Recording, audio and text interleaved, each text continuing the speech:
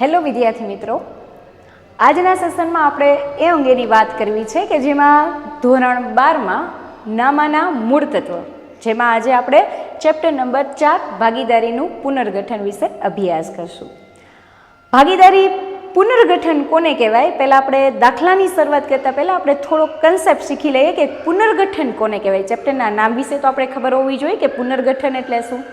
તો પુનર્ગઠન એટલે જુદા જુદા કારણોસર ભાગીદારીમાં થતા ફેરફાર એટલે ભાગીદારીનું પુનર્ગઠન.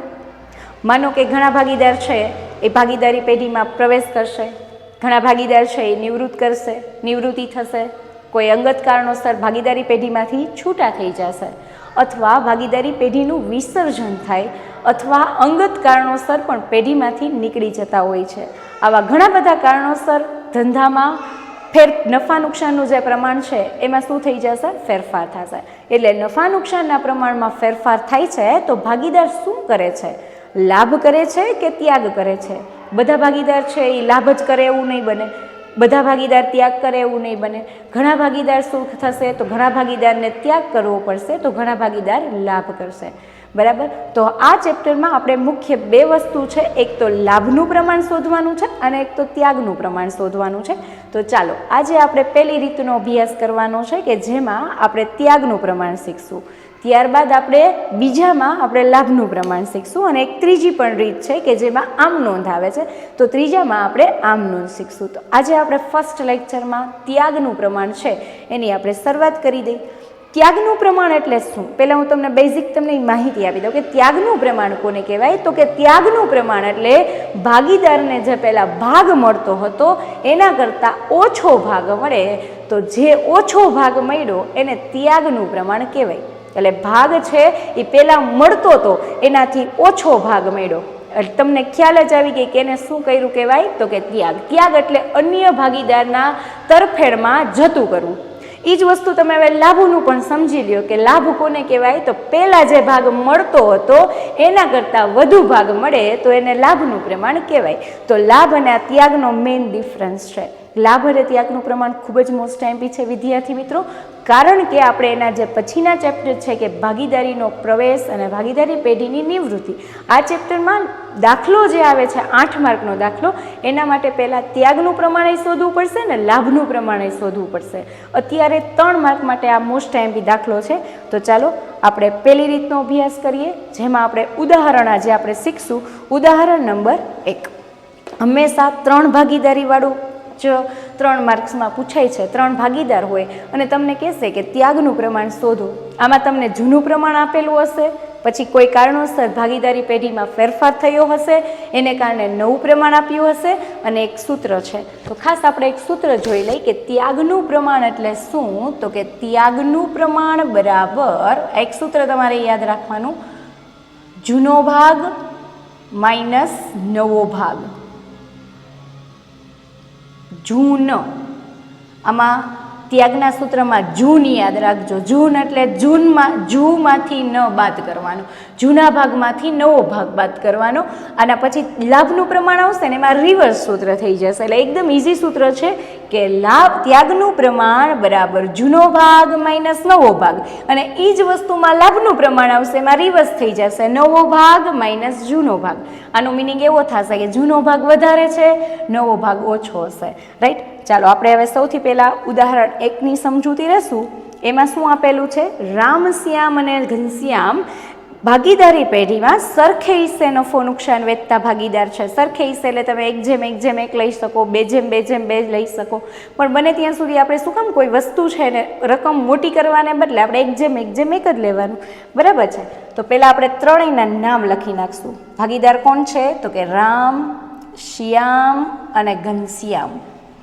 3 નામ છે અને છેલ્લે લખી નાખવાનું કુલ.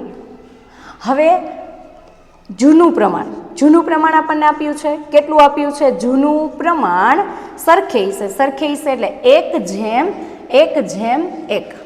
હવે આનો તમારે સરવાળો કરવાનો છે. 1+1+1 એટલે કેટલા થઈ જશે? કુલ 3. હવે એની એક્ઝેક્ટ નીચે તમારે લખવાનું જૂનો ભાગ. તો જૂનો ભાગ એટલે 1/3, એટલે કે આ છેદમાં કેટલા મૂકવાના? કે 3. અહીંયા પણ કેટલા 1/3, અહીંયા કેટલા આવશે 1/3. હવે આવશે અહીંયા નવું પ્રમાણ. હવે આગળ જ્યારે એક વાત કરીએ હોય ને ત્યારે પહેલાં આપેલું હોય ને ત્યારે એવું જ યાદ રાખવાનું કે પહેલું આપેલું હશે ને એ જૂનું પ્રમાણ આપેલું હશે, અને બદલીને એવો શબ્દ આપ્યો હશે ને એટલે તમારે સમજી લેવાનું કે બદલીને કર્યું એટલે એ નવું પ્રમાણ થઈ ગયું, બરાબર. તો અહીંયા જો એને લખેલું જ છે કે તેને નફા નુકસાન ફાળવણીનું પ્રમાણ બદલીને ભવિષ્ય માટે 3:2:1 કર્યું. તો હવે અહીંયા નવું પ્રમાણ કેટલું આવશે 3:2:1. 3 ને 2 કેટલા 5, 5 ને 1 6, તો અહીંયા લખી નાખવાના 6. હવે નીચે લખી નાખવાનું કે નવો ભાગ, તો નવો ભાગ 3, એનો સરવાળો 6 થયો એટલે છેદમાં મૂકવાના 6. હવે અહીંયા મૂકવાના 2, એના છેદમાં 6, 1/6. તો આ પહેલાં જેમમાં આપ્યું હોય ને એ તમારે પ્રમાણ કહેવાશે, અને તમે છેદમાં મૂકો ને એને ભાગ સ્વરૂપે કહેવાશે. એટલે આ રીતે પહેલાં તમારે લખવાનું. હવે આપણે ત્રણેયને શું કરી દઈશું, તમારે સૂત્ર લખવાનું કે ત્યાગ બરાબર ત્યાગનું પ્રમાણ બરાબર જૂનો ભાગ માઇનસ નવો ભાગ. હવે તમે જૂનો ભાગ પહેલાં કોનું નામ આવશે તો કે રામ. ત્રણેયનું પહેલાં નામ લખી નાખવાનું કે રામ. રામનો જૂનો ભાગ કેટલો છે તો કે 1/3. તો અહીંયા લખશું 1/3 માઇનસ નવો ભાગ કેટલો છે તો કે 3/6. તો અહીંયા લખશું 3/6. રામ પછી શું છે તો કે શ્યામ. શ્યામમાં શું છે તો કે 1/3 માઇનસ 2/6. ત્યારબાદ શું છે તો કે ઘનશ્યામ. ઘનશ્યામમાં પણ શું છે 1/3 માઇનસ 1/6. આ દાખલાને તમે બે રીતે કરી શકો કે બંનેનો છેદ સરખો કરી નાખો અને લસા લઈને દાખલો કરો તો પણ થાય. આપણી પાસે કેલ્ક્યુલેટર છે જ એટલે ચોકડી ગુણાકાર ઇઝી પડે. ચોકડી ગુણાકાર કઈ રીતે કરવાનું તમને હું અહીંયા સમજાવું છું. તમને ખ્યાલ જ હશે 10મા ધોરણથી લઈ 8મા ધોરણમાં બધામાં આવે છે. ફર્સ્ટ સ્ટેપ આનો ગુણાકાર આની સાથે, બીજો સ્ટેપ આનો ગુણાકાર આની સાથે, અને ત્રીજો સ્ટેપ સીધું સ્ટ્રેટમાં. એટલે હવે જો અહીંયા આપણે જોઈએ કે 1/6 એટલે 6 એકા શું થયા 6, બરાબર. એટલે આ પહેલું સ્ટેપ થયું. હવે બીજું સ્ટેપ તમારે આ રીતે કરવાનું, આનો ગુણાકાર આની સાથે. એટલે અહીંયા આનો ગુણાકાર આની સાથે કરવો એટલે 3 3 કેટલા થશે તો કે 9, તો કે -9. છેલ્લે સીધો ગુણાકાર એટલે 3 × 6 એટલે 6 તેરી 18. ઓકે, એ જ રીતે હવે આપણે પાછું અહીંયા પણ ચોકડી ગુણાકાર કરી લઈએ, પછી બાદબાકી કરશું. 1 × 6 તો 6, 3 દુ 6 તો 6, અને 6 તેરી 18 તો છેદમાં 18.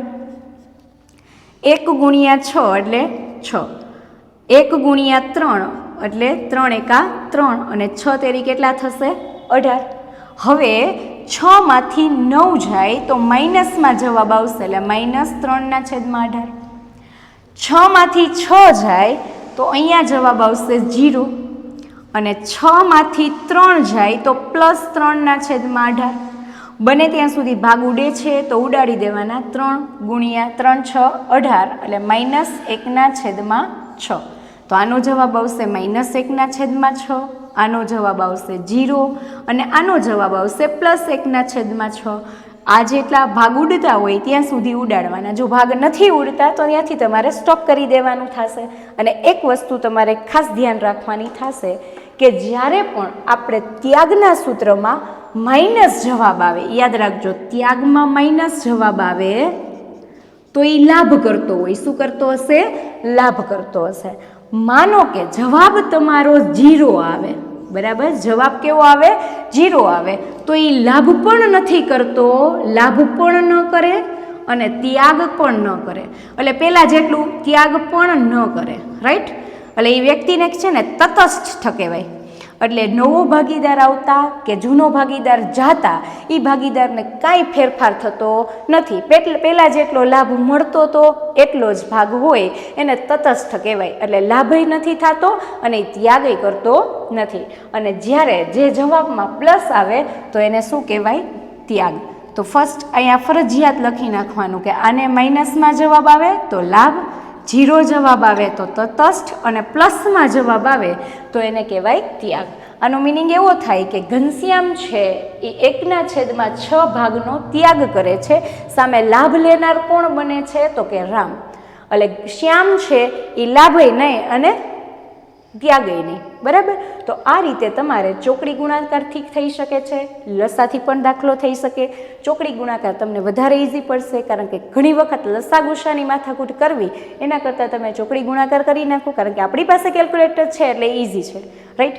તો આઈ થિંક તમને આ રીત વધારે મજા આવી હશે, અને જો તમને ગમ્યું હોય આ રીત તો બીજા વિદ્યાર્થી મિત્રોને પણ શેર કરો, કે જેથી કરીને આ વિદ્યાર્થી બીજા પણ એનો લાભ લઈ શકે. અને નેક્સ્ટમાં લાભનું પ્રમાણ શીખવાનું છે, તો નેક્સ્ટ વિડીયોમાં પણ તમે જોડાતા રહેશો. Thank you.